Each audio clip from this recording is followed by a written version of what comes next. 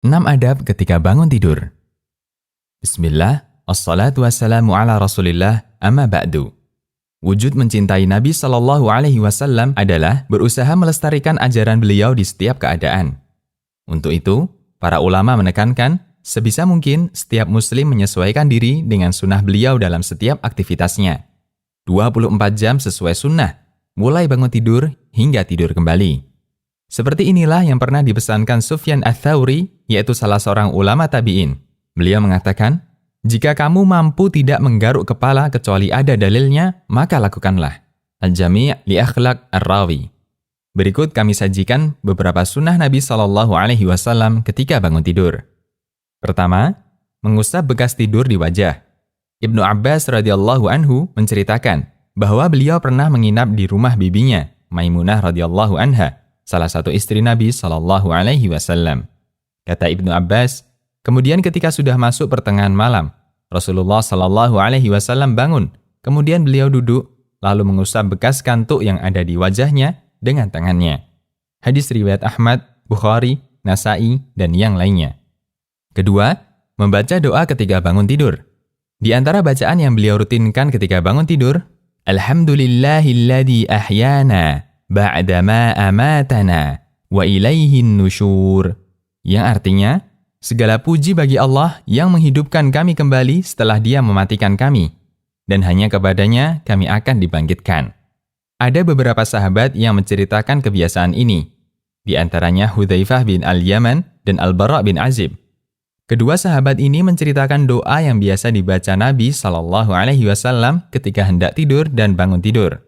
Bahwa Nabi SAW ketika bangun tidur, beliau membaca Alhamdulillahilladzi ahyana dan seterusnya.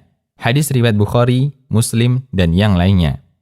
Ketiga, membaca 10 ayat terakhir surat Ali Imran, tepatnya mulai ayat yang artinya, sesungguhnya dalam penciptaan langit dan bumi dan silih bergantinya malam dan siang, terdapat tanda-tanda bagi orang-orang yang berakal. Ibnu Abbas menceritakan pengalaman beliau ketika menginap di rumah bibinya, Maimunah. Beliau duduk, lalu mengusap bekas kantuk yang ada di wajahnya dengan tangannya. Kemudian beliau membaca 10 ayat terakhir surat Ali Imran. Hadis riwayat Ahmad, Bukhari, Nasa'i, dan yang lainnya. Keempat, gosok gigi. Sahabat Hudzaifah radhiyallahu anhu menceritakan, Nabi SAW apabila bangun malam, beliau membersihkan mulutnya dengan bersiwak. Hadis riwayat Bukhari dan Muslim. Ada banyak manfaat ketika orang melakukan gosok gigi ketika bangun tidur, terutama mereka yang hendak sholat. Di samping menyegarkan, gosok gigi menghilangkan bau mulut sehingga tidak mengganggu malaikat yang turut hadir ketika dia sholat malam. Ali bin Abi Thalib radhiyallahu anhu menceritakan, kami diperintahkan oleh Rasulullah SAW untuk bersiwak. Kemudian beliau bersabda, yang artinya, sesungguhnya seorang hamba ketika hendak mendirikan sholat, datanglah malaikat padanya.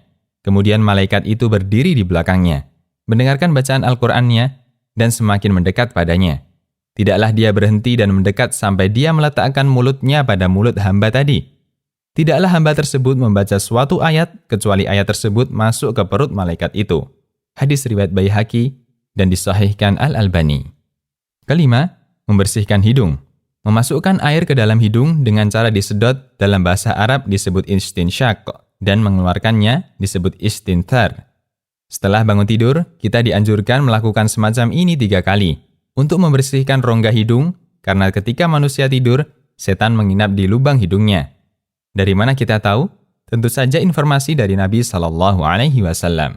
Dari Abu Hurairah radhiyallahu anhu, Rasulullah SAW bersabda, yang artinya, apabila kalian bangun tidur, maka bersihkan bagian dalam hidung 3 kali, karena setan bermalam di rongga hidungnya. Hadis riwayat Bukhari dan Muslim.